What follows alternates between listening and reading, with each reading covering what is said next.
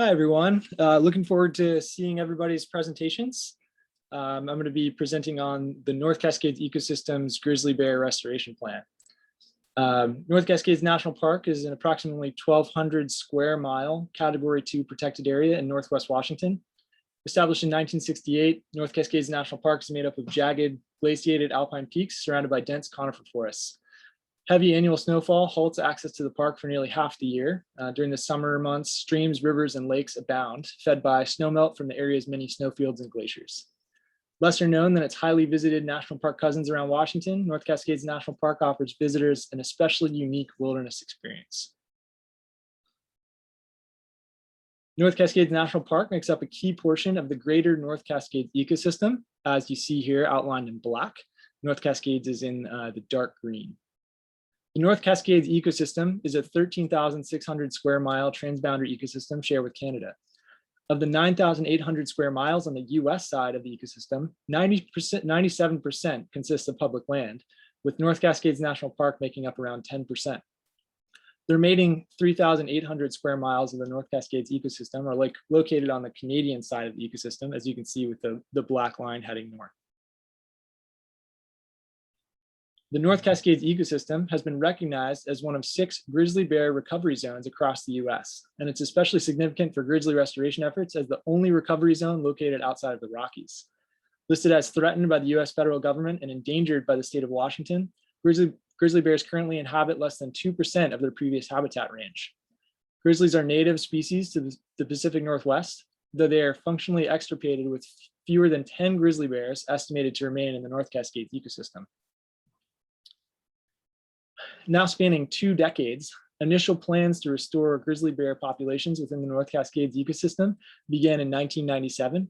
And you can see how dated this initial process is by this cool photo that was the cover of the original report.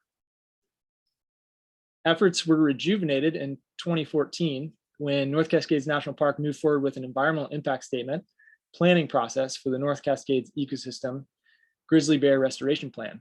The National Park Service considers this environmental impact statement an implementation plan, which is an issue-based synoptic plan that helps propose strategies and meets objectives presented in the larger agency's general management plan.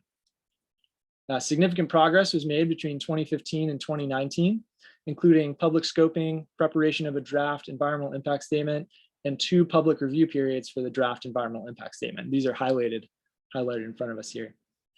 Despite further progress toward a final environmental impact statement, significant support from constituencies, and approximately $1 million spent toward planning efforts to date, grizzly bear restoration planning appears to have taken an unwanted leap into the political arena.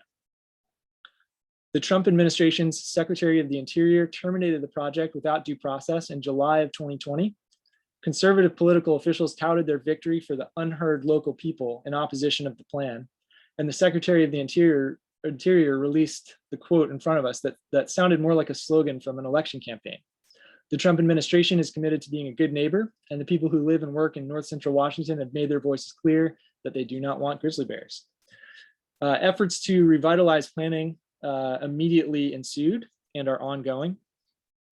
For this assignment, I decided to address some of the underlying issues with the planning process leading up to the abrupt termination of this plan. With planning and public participation appropriate to a DICE world, I believe the strong plan opposition and power imbalances that plagued the planning process from the beginning could have been diminished and the plan could have succeeded. While the Trump administration and the Secretary of the Interior were not actively involved in the planning process, their actions represent power imbalances and biasing influences that are prevalent across many planning processes in some form or another. In this case, a few powerful individuals were able to step in and decide the outcome of the grizzly bear restoration plan. However, the National Park Service may represent another form of power imbalance in the process. The format of this planning process makes it seem as if a consensus is not attainable or was not considered for this problem. In this case, for the alternatives in the environmental impact statement, they were essentially, yes, we want bears, or no, we don't want bears. Those were the 2 options. The alternatives do not provide much room for middle ground or consensus building, though perhaps there was no acceptable middle ground as far as North Cascades National Park was concerned. This was taken directly from the draft environmental impact statement for the alternative, which was, again, no bears or yes bears. Public comment revealed contrasting opinions of the format and objectives of the public participation process. Some comments remarked on the effectiveness of meetings, while others questioned the suitability of meeting formats and locations.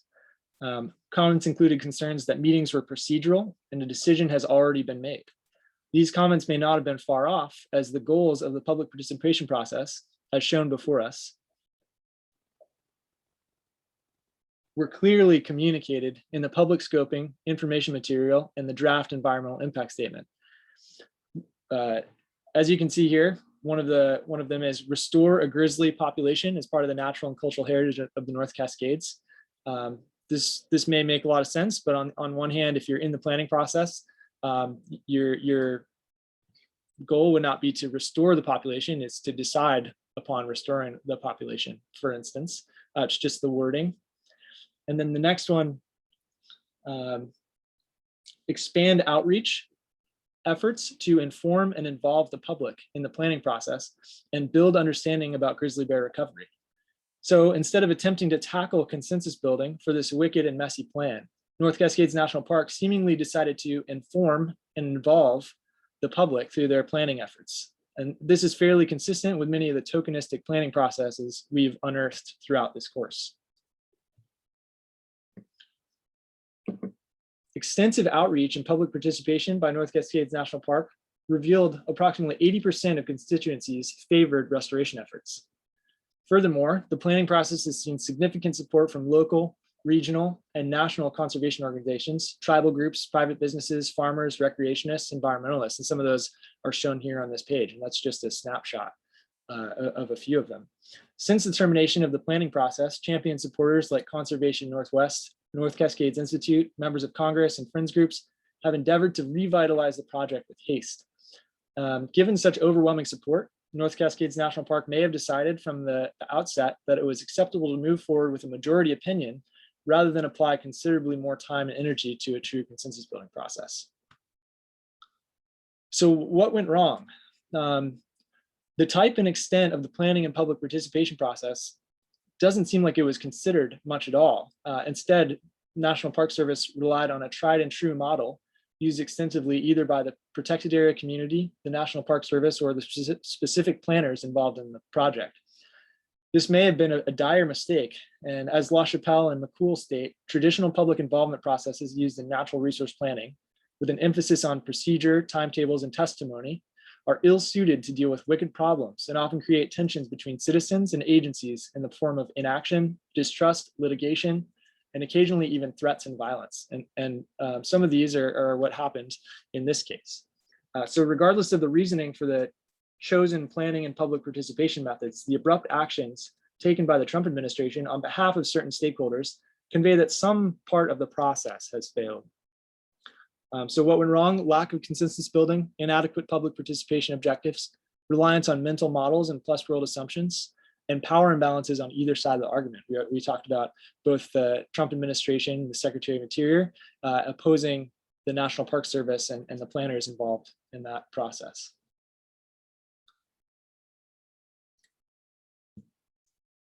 One of the major barriers to consensus building for this and many other federal projects is a substantial number of stakeholders involved. National parks cater to far more than just their local communities or their seasonal tourists, and North Cascades National Park is no different. Getting so many people involved in the planning process to a point where ownership and learning is taking place would be an extremely difficult task for even the most docile of planning topics. In this case, since there are so many stakeholders, facilitating tiered levels of involvement along the way could be a useful tactic. For instance, during phases 1 and 2 of the project, everyone would be invited to join and share their opinions. During phase 2, a planning team would be selected to proceed through to further stages. It's imperative that the planning team is completely representative of the diverse constituencies engaged in the conversation, and that all stakeholders have equal power in the planning process. This includes managers, planners, managing agencies, governing bodies, and so on. This degree of equality would foster an enriching environment of learning, ownership, and trust, while communicating the importance of each individual's contribution to the planning process. So we talked about what went wrong. How do we move forward? What are the steps that would take us to where we need to be for this project? Phase one, instead of simply beginning the planning process, I would recommend starting with multiple public forums to gather responses and hear public opinion. This would provide stakeholders visibility into the planning process and communicate what's necessary to move from one phase to another. This phase would ideally be designed to gather and disseminate information and to help concerned stakeholders understand why the planning process might be moving forward in the future without dismissing their value or concerns in the conversation. For phase two, I would recommend releasing a public scoping document that communicates inclusion and inspires learning and ownership, rather than one that reveals obvious tokenistic motives for the public participation process, as was in this case. This document and a second round of public forums could be used to provide key information, debunk myths and false assumptions brought up during initial public forums, respond to questions and concerns using reliable research, and provide aggregated data on public opinions. This round of public forums would provide additional opportunities for individual involvement and ownership, including the opportunity to select representatives as part of a planning team for continued communication of shared perspectives. Initial public participation goals should be clearly defined, and the public participation process should be appropriately designed to meet such goals. For phase three, the next phase is all about exploring planning topics, developing trust, and working together to build consensus. The planning team would meet with trained facilitators in pursuit of a consensus, not a specific planned objective. This phase would utilize a combination of formal and informal role-playing activities, scenarios, breakout sessions, and other group learning activities to break down mental models and other barriers to learning. Also recommended is continued communication between representatives and their constituents in order to continue engaging participants across various tiers of involvement. The goal should be to attempt to keep those interested engaged in learning. Phase four, I would recommend utilizing and distributing the knowledge and experience of park staff and scientists to assist the planning team with developing an understandable, implementable, and adaptable electronic plan. Explore each of the quadrants of holistic planning with the planning team for individual planning topics. Lastly, phase five is all about implementing, monitoring, and adapting. Here, North Cascades National Park would move forward with implementing the plan to discover what works and what doesn't work. Continued involvement from the planning team may help encourage progress toward implementation and provide a valuable resource for early changes to the plan. Further along in the process, a committed advisory board could be selected from the planning team as an additional resource for longer-term plan implementation. Even through this final planning phase, which is typically not considered part of the planning process, it's still important to continue engaging constituencies across various phases of the planning process by offering opportunities for stewardship, public outreach, and education. In closing, I believe that by using a combination of modern best practice planning methods, setting citizen power objectives for public participation and consensus building, and taking advantage of the integral thinking advantages of holistic planning, the Grizzly Bear Restoration Plan will have the requisite opportunities to overcome strong plan opposition and power imbalances that previously led to its demise. Thanks.